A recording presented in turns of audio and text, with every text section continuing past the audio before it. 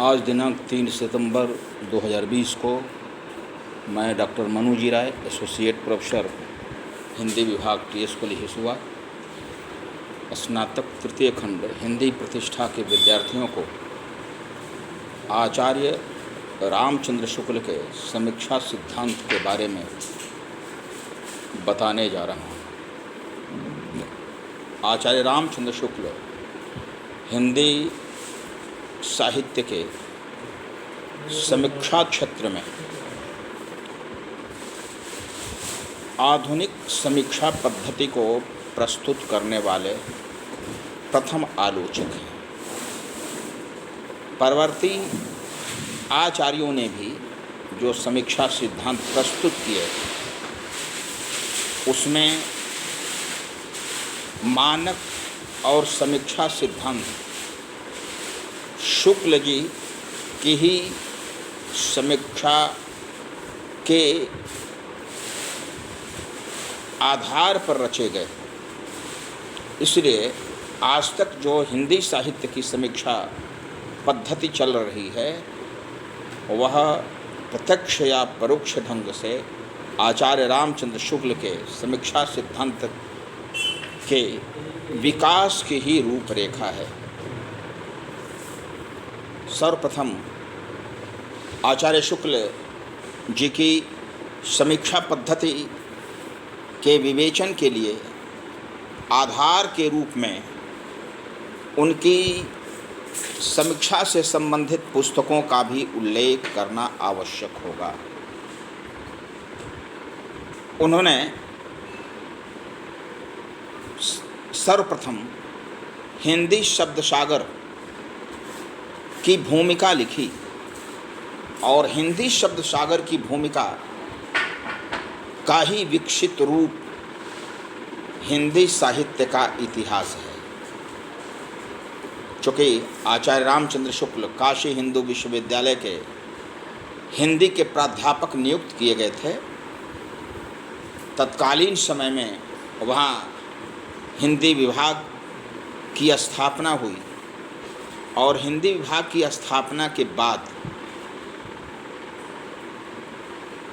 हिंदी से संबद्ध पुस्तकों की रचना, समीक्षा शैली को प्रस्तुत करना, यह आचार्य रामचंद्र शुक्ल का दायित्व बन गया। पंडित मदन मोहन मालवीय के सदपरामर्श के अनुकूल।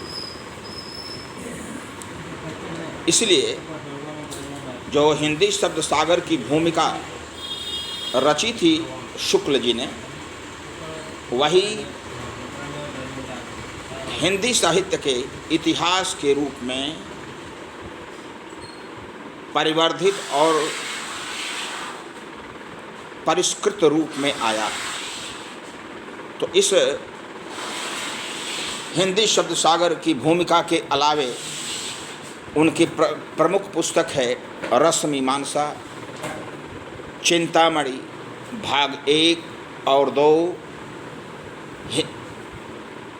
हिंदी साहित्य का इतिहास, गोस्वामी तुलसीदास। इस ढंग से कई रचनाओं को आचार्य शुक्ल जी ने प्रस्तुत किया। सर्वप्रथम यह ध्यान देना चाहिए कि शुक्ल जी की समीक्षा पद्धति पर भारतीय साहित्य की उपादेयता का भी असर रहा है। वे राष्ट्रीयता, लोकमंगल, लोकरक्षण, चरित्र इत्यादि को आधार बना करके रचना करते थे। यही कारण है कि उन्होंने जो दोनों पद्धतियों का प्रयोग किया, सूत्र शैली और व्यास शैली, मूल रूप से आचार्य रामचंद्र शुक्ल जी सूत्र शैली में एक सिद्धांत की रचना करते थे और उस पैराग्राफ में उसी की व्याख्या करते थे। जैसे उन्होंने चिंतामणि में लोभ और प्रीति के बारे में सूत्र रूप में बताया है। लोभ सामान्योन्मुख होता है और प्रेम विशेषोन्मुख। चूँकि उनके जो सिद्धांत थे वे साहित्यिक और भारतीय शैली के आधार पर थे, इस कारण उन्होंने जो सिद्धांत बनाया उसका विशेष महत्व है। तो जब वो बताते हैं कि लोभ सामान्योन्मुख होता है और प्रेम विशेषोन्मुख, इसका अर्थ है कि सबसे आकर्षण का भाव रखना, सबको चाहना, यह लोभ है। लेकिन किसी एक को चाहना, यह प्रेम है। तो सामान्य की ओर उन्मुख होना, यह हो गया लोभ, और एकमात्र विषय की ओर उन्मुख होना, यह हो गया प्रेम। इसीलिए वे कहते हैं कि लोभ सामान्योन्मुख होता है और प्रेम विशेषोन्मुख। इसी ढंग से वे अन्यत्र कहते हैं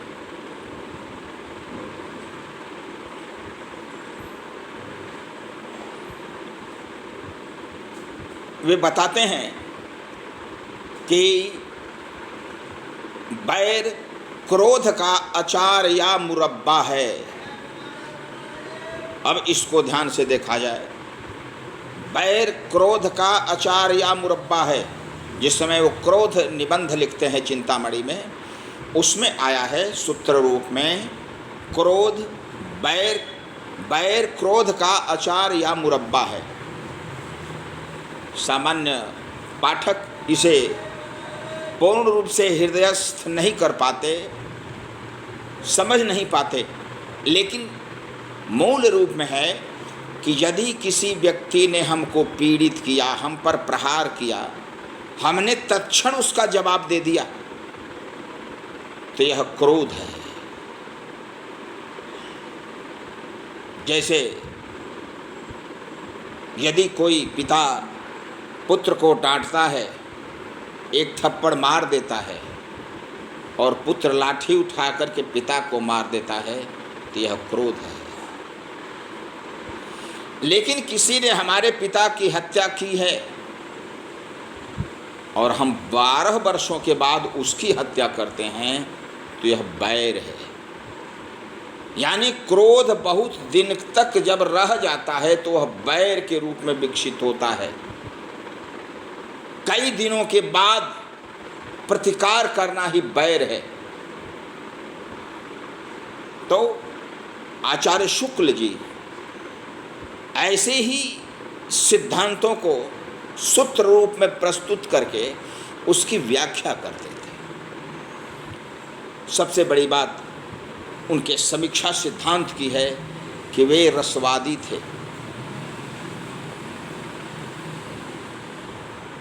बहुत से आचार्यों ने रस के अतिरिक्त अन्य तत्वों को काव्य की आत्मा कहा है।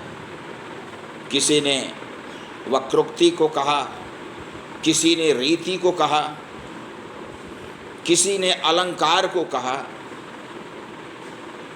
लेकिन जो आचार्य रामचंद्र शुक्ल हैं, उन्होंने मूल रूप से रसवादी आचार्यों के समान रस को ही काव्य की आत्मा माना है। इसलिए जो कवि रसवादी नहीं हैं, उनकी सम्यक समीक्षा वे नहीं करते हैं। रस, भावुकता, लोकमंगल, लोक रक्षण और शील सिद्धांत की स्थापना करने वाले गोस्वामी तुलसीदास उनके प्रिय कवि हैं।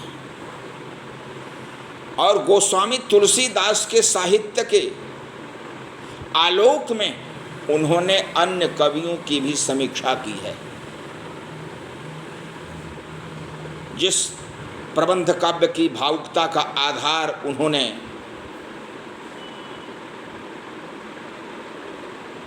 मार्मिक प्रसंगों की पहचान बताया है, उन मार्मिक प्रसंगों को गोस्वामी तुलसीदास ने रामचरितमानस, कवितावली, दोहावली, गीतावली आदि पुस्तकों में किया है। इस कारण गोस्वामी तुलसीदास उनके प्रिय विषय सिद्ध होते हैं। जैसे उन्होंने जो भी सिद्धांत व्यक्त किया गोस्वामी तुलसीदास के पक्ष में, उनको लगता है कि गोस्वामी तुलसीदास जी रसवादी हैं। उनके जो नायक हैं रामचंद्र, वे सत्य, शील और सौंदर्य तीनों के निधान हैं। उनका चरित्र पुरुषों में, पात्रों में सर्वोत्तम है और वे किसी भी साहित्य के सबसे श्रेष्ठ लोक रक्षक, लोक रंजक और लोक मंगलकारी हैं। इसके विपरीत केशव ने जो रामचंद्रिका की रचना की, केशवदास ने, उस रामचंद्रिका में संवाद की प्रधानता है। भावुकता के प्रसंग वहाँ पर अत्यल्प हैं। अंगद रावण का संवाद लंबा चलता है, लेकिन राम का वनवास, दशरथ मरण, सीता हरण, लक्ष्मण मूर्छा इत्यादि प्रसंग उसमें अत्यल्प क्षेत्र में वर्णित हुए हैं।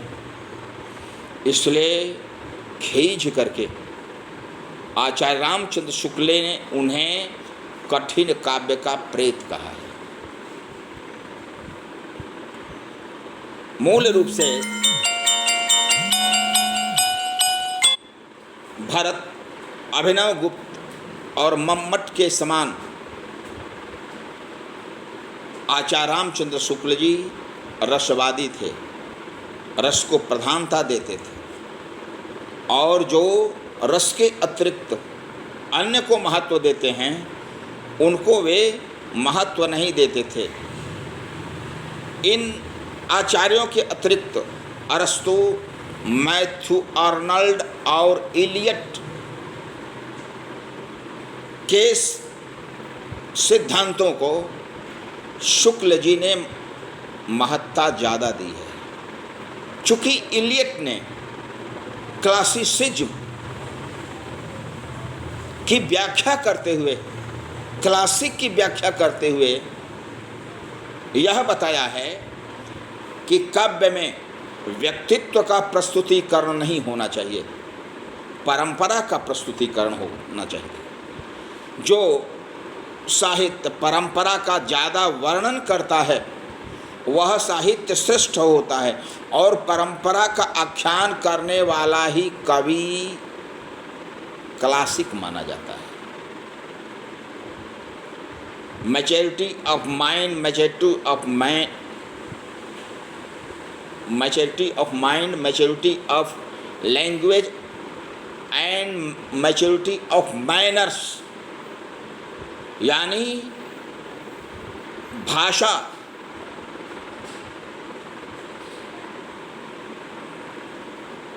मस्तिष्क और विषय तीनों जब क्लासिक रहेंगे, शास्त्रीय रहेंगे, परंपरावादी रहेंगे तभी क्लासिक वह रचना मानी जाएगी। इलियट ने अन्यत्र भी कहा कि रचनाकार को विषय से निरपेक्ष होना चाहिए, उसके व्यक्तित्व का प्रस्तुतिकरण उस रचना में नहीं होना चाहिए, उसकी आत्माभिव्यक्ति नहीं होनी चाहिए, वह विषय प्रधान हो, वह रचनाकार प्रधान नहीं, व्यक्तित्व प्रधान नहीं हो। यदि रचनाकार के व्यक्तित्व का उसमें प्रस्तुतिकरण होता है तो यह दोष है, वह क्लासिक रचना नहीं है। इसी कारण इलियट को आचार्य शुक्ल जी ने ज़्यादा महत्ता दी है, क्योंकि उनके दृष्टि में जो हिंदी का भक्ति काल था वह श्रेष्ठ साहित्य का काल है। यह विचारणीय है कि उन्होंने 3 पुस्तकों का संपादन किया। रामचरितमानस के अतिरिक्त 11 पुस्तकों का संपादन तुलसी ग्रंथावली में किया। भ्रमर गीत सार का संपादन सूर साहित्य से किया और जायसी ग्रंथावली का संपादन उन्होंने तीनों पुस्तकों के आधार पर किया, पद्मावत, अखरावट और आखिरी कलाम। इन तीनों कवियों से संबंध पुस्तकों की संपादकता के माध्यम से उन्होंने तीनों कवियों के व्यक्तित्व और कृतित्व का मूल्यांकन किया। यही तीनों कवियों के मूल्यांकन से संबद्ध विषय त्रिवेणी में संपादित किए गए आचार्य शुक्ल जी के बाद। तो मूल रूप से आचार्य शुक्ल जी भक्ति काल के उस साहित्य को प्रधानता देते थे जिसमें रस की प्रधानता हो, जिसमें चरित्र की प्रधानता हो और जिसमें साहित्यकार के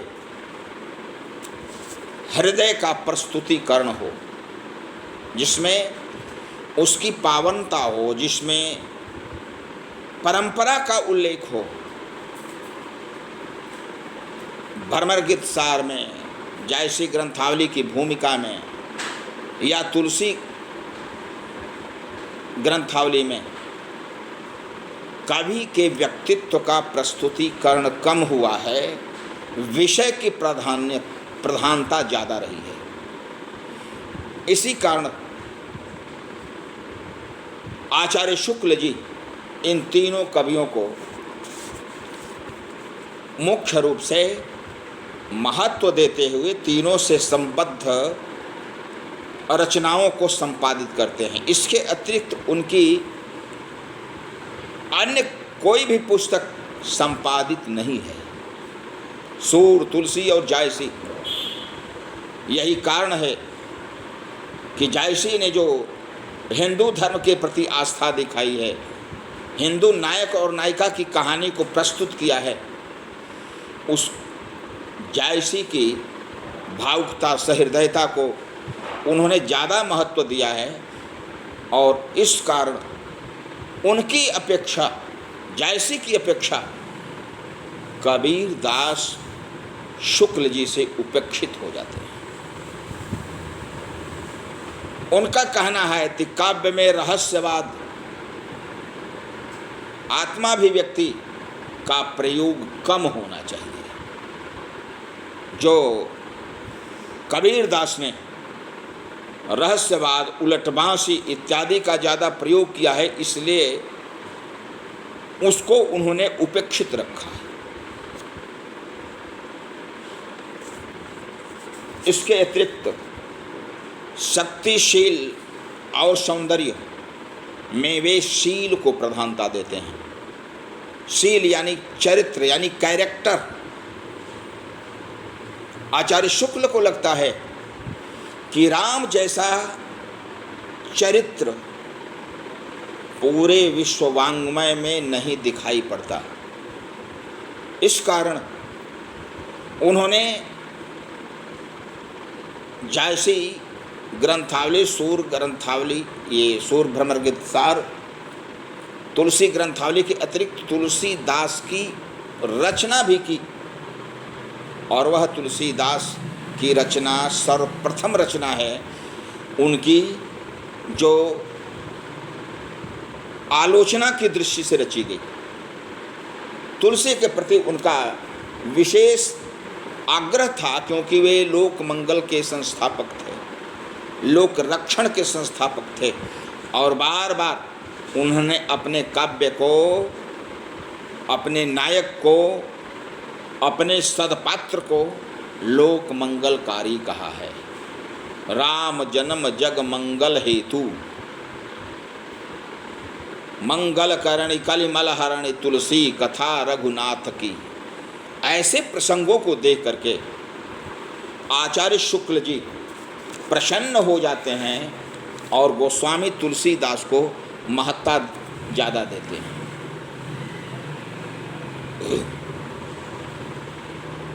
चूँकि सूरदास ने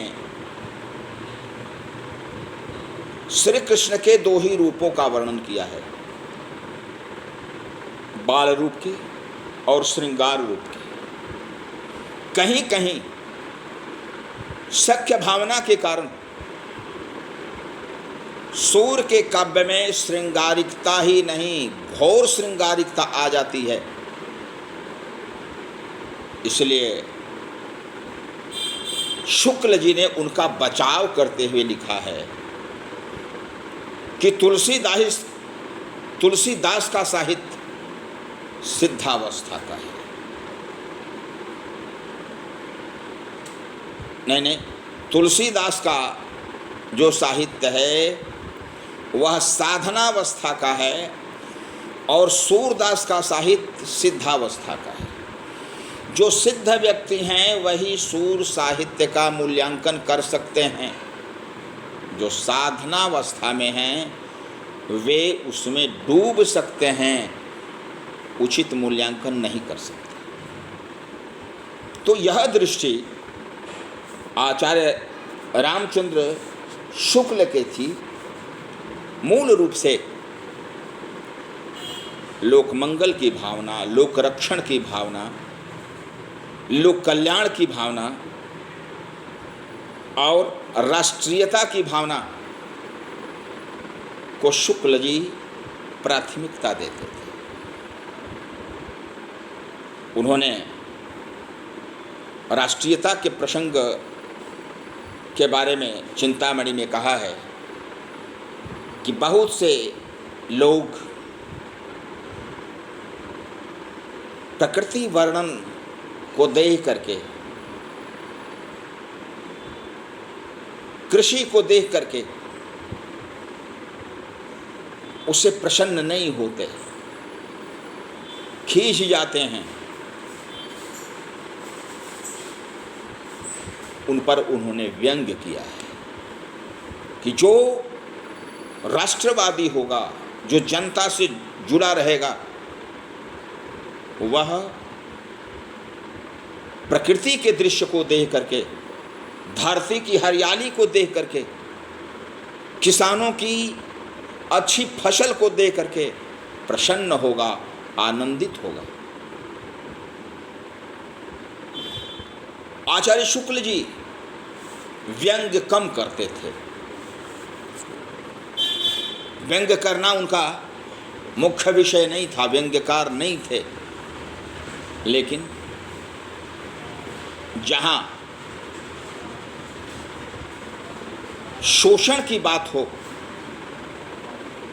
जहां लोक मंगल के विरोध की बात हो, जहां लोभ की बात हो, वहाँ पर उनकी लेखनी कठोर व्यंग्य करने से भी बाज नहीं आती थी। और एक विशेषता थी उनके व्यंग्य की कि जब वे व्यंग्य करते थे तो उनकी जो भाषा साहित्यिक और परिनिष्ठित रहती थी पूर्व में, वह व्यंग्य के प्रसंग में उर्दू, अरबी, फारसी के शब्दों से युक्त हो जाती थी। यही नहीं, तद्भव शब्दों का, देशज शब्दों का प्रयोग उनके काव्य में दिखाई पड़ता है। जैसे शोषण के आधार पर जो मोटे व्यक्ति हो जाते हैं, ज़्यादा खान पान करने वाले, मेहनत कम करने वाले, उन पर उन्होंने व्यंग किया है कि मोटे आदमियों, तुम जरा सा दुबले हो जाते, अपने करीने से ही सही, तो ना जाने कितनी ठठरियों पर मांस चढ़ जाता है। ये जो ठठरी शब्द है, ठठरी शब्द का भरसक वो प्रयोग नहीं करने वाले थे, लेकिन व्यंग्य करना है। और व्यंग्य में तद्भव शब्दों का प्रयोग, देशज शब्दों का प्रयोग ज़्यादा उचित हो जाता है। इसीलिए उन्होंने कहा कि मोटे आदमियों, तुम जरा सा दुबले हो जाते, अपने करीने से ही सही, तो ना जाने कितनी ठठरियों पर मांस चढ़ जाता है। मूल रूप से मोटा व्यक्ति क्या है? तो अधिक शोषण करने वाला है, अधिक ग्रास करने वाला है, अधिक भोग करने वाला है, मेहनत कम करने वाला है। इसलिए मेहनत कशों को उन्होंने सुविधा प्रदान करते हुए कहा है कि ये मोटे आदमी यदि मेहनत कशों को मदद कर दें तो उनकी ठठरी पर भी कुछ मांस चढ़ जाएगा। ऐसा विचार आचार्य शुक्ल जी का था।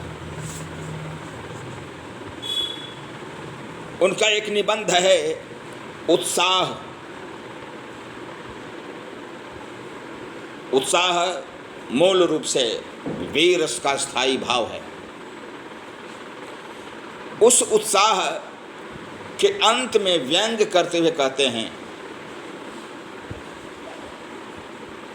रिश्वतखोरी के विरुद्ध में व्यंग्य उनका है।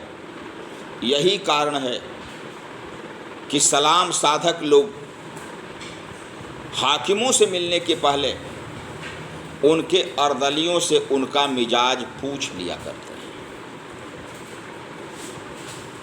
सलाम साधक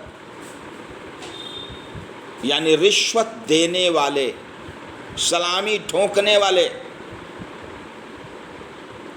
और सलाम ग्राहक कौन है?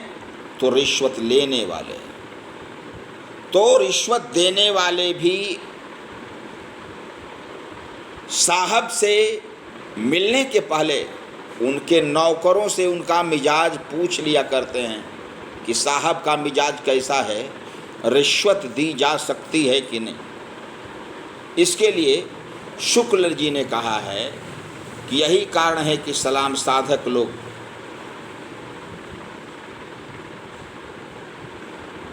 हाकिमों से मिलने के पहले उनके अर्दलियों से उनका मिजाज पूछ लिया करते हैं। ऐसे ऐसे व्यंग्य उन्होंने बहुत प्रसंगों में किया है। जैसे लोभ और प्रीति का जब वे विवेचन करते हैं तो कहते हैं कि रुपये में रूप रस गंध का मेल नहीं होता, लेकिन उसके प्रति जितने लोभी उत्सुकता से टूटते हैं उतने गृध्र भी मांस के टुकड़े पर टूटते नहीं हैं। लोभियों पर उन्होंने व्यंग किया है। इस प्रकार शुक्ल जी ने जो व्यंग किया है वह भी लोक मंगल, लोक रक्षण और राष्ट्रीय हित, मानव हित के संदर्भ में किया है। जोकरों के समान व्यंग करना उन्हें अभिप्रेत नहीं था। चूंकि साहित्य के विवेचन के क्रम में, कथा के विवेचन के क्रम में दो शैलियाँ आ जाती हैं। एक शैली है वस्तु परिगणन शैली, यानी कई वस्तुओं का गणन करना, गिनती कराते जाना, जैसे जायसी ने किया है। लेकिन गोस्वामी तुलसीदास ने वस्तु परिगणन शैली का प्रयोग नहीं किया है। उन्होंने नक्षिक वर्णन करते समय सिर से नख या नख से सिर तक सभी अंगों का उल्लेख नहीं किया है, प्रमुख अंगों का उल्लेख किया है। इस कारण वस्तु परिगणन शैली के प्रयोग न करने के कारण गोस्वामी तुलसीदास जी उनके प्रिय दिख पड़ते हैं। मैंने पहले भी बताया कि रहस्यवाद से संबंधित जो भी साहित्य रचा गया वह शुक्ल जी को प्रिय नहीं लगता है। इसी कारण छायावाद का उन्होंने सम्यक मूल्यांकन नहीं किया है, छायावाद का विरोध किया है। इसलिए कि छायावाद में निज अभिव्यक्ति को प्रधानता मिली है, उसमें परंपरा का उल्लेख नहीं है। वियोगी कवियों ने अपनी वियोग भावना को प्रस्तुत किया है, उससे राष्ट्रीयता का कोई लेना देना नहीं है। इसलिए उन्हें छायावादी साहित्य प्रिय नहीं लगता है और न उन्होंने उनका उचित मूल्यांकन किया है। सबसे बड़ी बात कि काव्य के क्षेत्र में शुक्ल जी ने भावुकता को प्रधानता ज़्यादा दी है। कथा में भावना प्रधान प्रसंग है कि नहीं, मार्मिक प्रसंग है कि नहीं, और भावुक और मार्मिक प्रसंग जिस काव्य में ज़्यादा हैं, जिस कथा में ज़्यादा हैं, वह शुक्ल जी को ज़्यादा प्रिय लगता है। कभी कभी जब शुक्ल जी मूल्यांकन करते हैं तो मूल्यांकन के क्रम में शब्द की व्याख्या भी करते हैं, और वह शब्द की जो व्याख्या होती है उनके द्वारा वह विशिष्ट है। जैसे शील और सत्य, प्रेम और सत्य। सत्य क्या है? तो न्याय है। सत्य का पालन होना चाहिए, लेकिन कभी कभी सत्य प्रेम के विरुद्ध खड़ा हो जाए, दोनों में किसी एक का चयन करना हो तो वह मुश्किल हो जाता है। राजा दशरथ के सत्य और प्रेम के सफल निर्वहन के बारे में तुलसीदास जी ने राम के मुख से यह बात कहवाई है कि राखिउ राव सत्य मोहि त्यागी, तन परिहरऊँ प्रेम पन लागी। यानी सत्य के पालन के लिए पिताश्री ने हमारा परित्याग कर दिया, और प्रेम पालन के लिए उन्होंने शरीर का परित्याग कर दिया। अर्थात सत्य और प्रेम दोनों का निर्वहन करने वाले हमारे पिताजी हैं। इस कारण भरत को वे पिता के प्रति जो आक्रोश था उसको दूर करने का प्रयास करते हैं। ऐसे ऐसे बहुत से प्रसंग मिलते हैं। एक और बात कि वे साधारणीकरण में मूल रूप से रस को प्रधानता देते हैं और जो नायक है, नायक के प्रति अध्ययनकर्ता का, पाठक का ध्यान ज़्यादा आकर्षित हो जाता है, इसलिए साधारणीकरण उस व्यक्तित्व का होता है। ऐसा उन्होंने किया है। तो मूल रूप से रसवादी आलोचक, शास्त्रीय आलोचक, सैद्धांतिक आलोचक आचार्य रामचंद्र शुक्ल थे। काशी हिंदू विश्वविद्यालय की स्थापना के क्रम में चूँकि वहाँ पर पूर्व की पुस्तकों का कोई मापदंड नहीं था, उस समय 3 मुख्य रूप से साहित्यकार थे, बाबू श्याम सुंदर दास, लाला भगवान दीन, आचार्य रामचंद्र शुक्ल। लेकिन आचार्य रामचंद्र शुक्ल ने उस काल की पाठ्य पुस्तकों की रचना के लिए अपनी रचित पुस्तकों को प्रस्तुत किया और हिंदी साहित्य की समृद्धि के लिए आचार्य शुक्ल का बहुत बड़ा योगदान है। मूल रूप से उनकी शिक्षा स्नातक तक ही हुई थी, लेकिन अपनी विद्वत्ता के कारण, अपनी हिंदी की विशेषज्ञता के कारण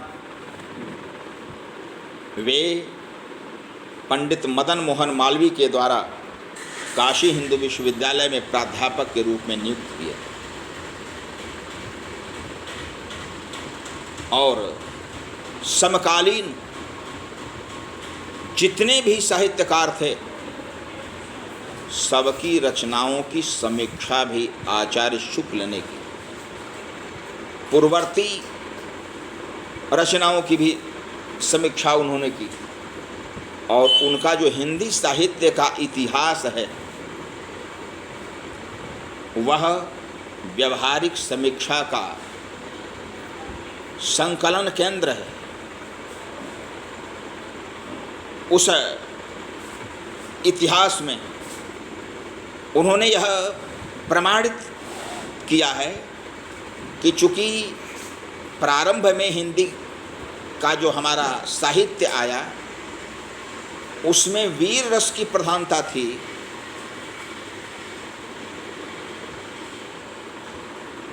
जो दरबारी कवि थे वे राजा के आश्रित थे, इस कारण उन्होंने राजा की वीरता का वर्णन किया, इसलिए उस काल का उन्होंने नामकरण किया वीर गाथा काल। वीर गाथा काल के बाद हिंदी साहित्य को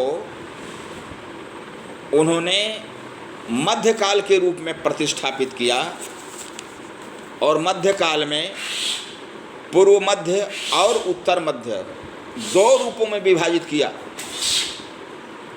पूर्व मध्य में भक्ति काल, उत्तर मध्य में रीति काल, और रीति काल के बाद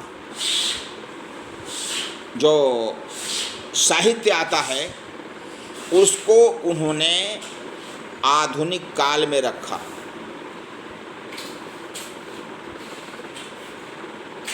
आधुनिक काल में ही भारतेंदु युग, द्विवेदी युग, छायावाद युग, प्रगतिवाद, प्रयोगवाद इत्यादि ये सब आते हैं। तो उनका जो काल विभाजन हुआ वह भारतीय शैली के आधार पर हुआ। उन्होंने काल विभाजन पाश्चात्य शैली ईस्वी सन के आधार पर नहीं किया है। संवत 1050 से 1375 तक उन्होंने वीरगाथा काल का समय निर्धारित किया।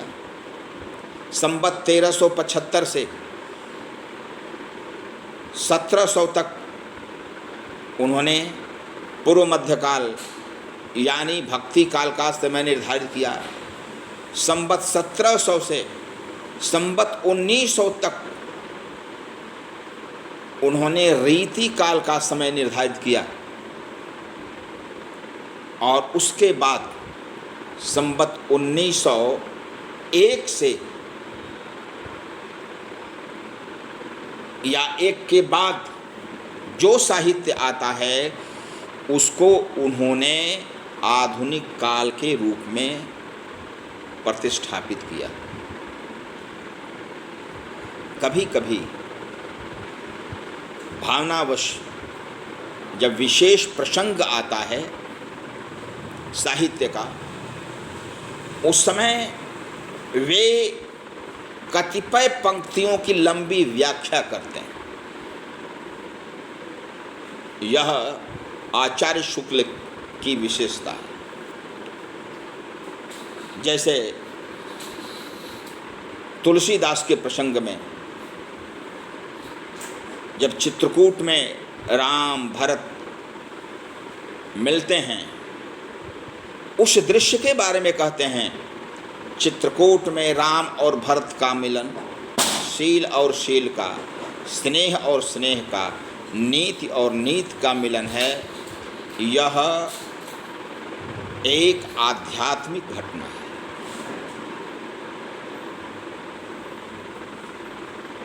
तो ऐसी व्याख्या उन्होंने की कि चरित्र दोनों का प्रधान है, दोनों एक दूसरे को दान करना चाहते हैं, प्राप्त करना कोई नहीं चाहता। भरत चाहते हैं कि राम राजा बने, राम चाहते हैं कि भरत राजा बने। और उस सभा में मात्र राम और भरत ही नहीं हैं, गुरु वशिष्ठ हैं, ससुर जनक हैं, लेकिन सबसे अधिक प्रधान चरित्र वहाँ पर राम और भरत का ही आ जाता है। और जितने भी वरिष्ठ पात्र हैं वे मौन हो जाते हैं इन दोनों के प्रेम के कारण। यही बात जब दूसरी ओर देखी जाती है सूरदास के साहित्य के मूल्यांकन के क्रम में, तो वात्सल्य वियोग के प्रसंग में नंद और यशोदा दोनों झगड़ जाते हैं। दोनों को लगता है कि हमने नहीं, इन्होंने गलती की है, इनके चलते कृष्ण भागा है, नहीं तो कृष्ण नहीं भागता। यशोदा राजकाज के प्रति नंद की व्यस्तता को देख करके खींच कर कहती है कि नंद ब्रज लीजे ठोक बजाए, ऐ नंद ठोक बजा करके इस ब्रज को संभालो, देहु विदा मिल जाऊं गुह मधुपुरी जह गोकुल के राव। यानी हमें विदा कर दो, मैं अब जा रही हूँ अपने बेटे से मिलने के लिए।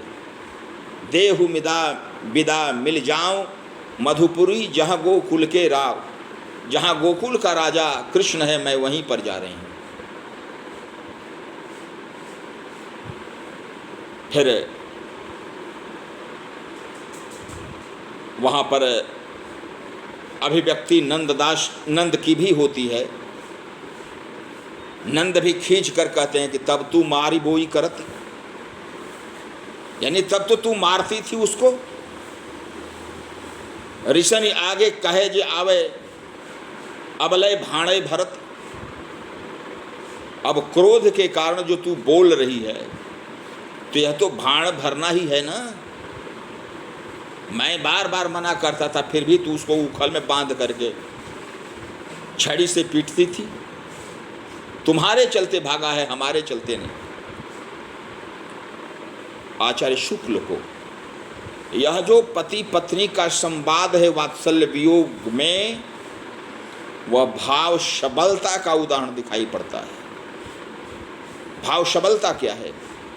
तो जहाँ पर कई प्रकार के भावों का संगम हो, मेल हो, उसको भाव सबलता कहते हैं। यहाँ पर कुछ प्रेम है, कुछ खीज है, कुछ अमर्ष है, कुछ वैराग्य है, कुछ स्नेह है। इस कारण इसमें भाव सबलता है। तो आचार्य शुक्ल जी ने इस प्रसंग की व्याख्या बहुत दूर तक की है, इस भाव सबलता का उल्लेख करते हुए। जिस समय सूर साहित्य का मूल्यांकन करते हैं भ्रमर गीत सार की भूमिका के रूप में, उस समय इस बात का उल्लेख जरूर करते हैं। सूरदास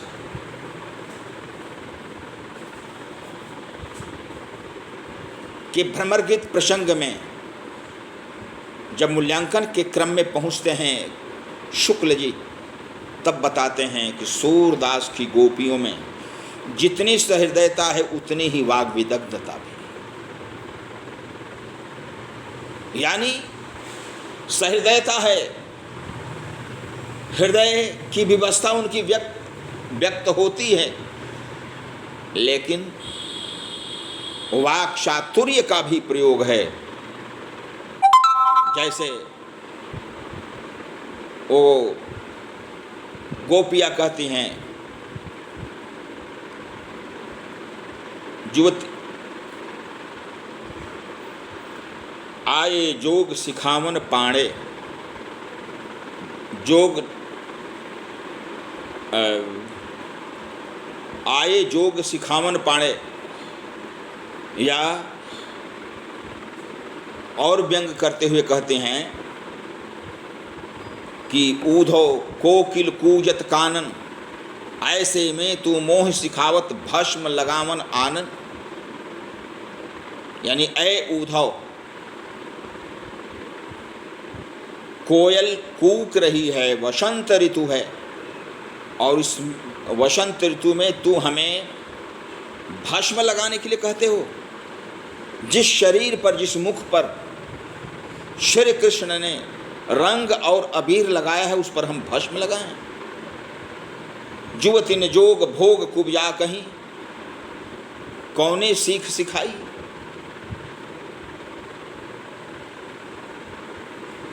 या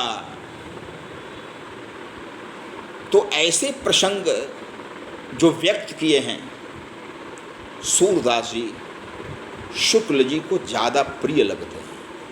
इसी कारण सूत्र रूप में उन्होंने प्रस्तुत किया है, सूत्र शैली में, कि सूरदास की गोपियों में जितनी सहृदयता है उतनी ही वाग विदग्धता भी।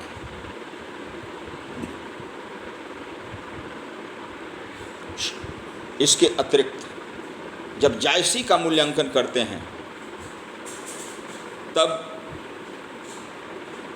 पूरे प्रेमाख्यान कवियों की विशेषता बताते हुए कहते हैं कि कबीर दास ने हिंदू और मुस्लिम दोनों के रूढ़िवादों का खंडन किया, लेकिन समाज इससे प्रसन्न नहीं हुआ। खंडन तो उन्होंने कर दिया, लेकिन जो प्रेम की पीर लेकर के चले मलिक मोहम्मद जायसी और अन्य सूफी कवि, उस प्रेम के पीर ने हिंदू और मुसलमान को एक जुट कर दिया, एक साथ बैठा दिया, इसलिए कि प्रेम के गायक मुस्लिम थे, लेकिन कहानियाँ हिंदू के घराने की थी। इस प्रकार आचार्य रामचंद्र शुक्ल भारतीय आलोचना साहित्य के प्रसिद्ध आलोचक हैं, जिन्होंने शास्त्रीय समीक्षा, सैद्धांतिक समीक्षा व्यवहारिक समीक्षा का समवेत रूप प्रस्तुत किया और इन्होंने काव्यशास्त्र, साहित्य, आलोचना इत्यादि की नवीन व्याख्या की। और आज जो भी आलोचना साहित्य दिखाई पड़ता है, जो आलोचक दिखाई पड़ते हैं, वे भी अपनी आलोचना का मानदंड आचार्य शुक्ल के ही समीक्षा सिद्धांत को रखते हैं। मैं विद्यार्थियों को यह कहना चाहता हूँ कि आचार्य शुक्ल के साहित्य के अध्ययन के लिए उनके द्वारा लिखी हुई पुस्तकों का आप अध्ययन अवश्य करें। शुक्ल जी का समीक्षा सिद्धांत बहुत स्थानों पर स्नातकोत्तर के पाठ्यक्रम में भी है। हिंदी साहित्य का इतिहास स्नातकोत्तर पाठ्य में भी है और उस प्रसंग में उनके जो सिद्धांत हैं उनका महत्व ज़्यादा दिखाई पड़ता है। अभी लॉकडाउन की परिस्थिति है, मैं विद्यार्थियों से आग्रह करता हूं कि आप दूर रहें, एक दूसरे से कम मिलें, आप स्वस्थ रहें, समाज को स्वस्थ रखें। धन्यवाद।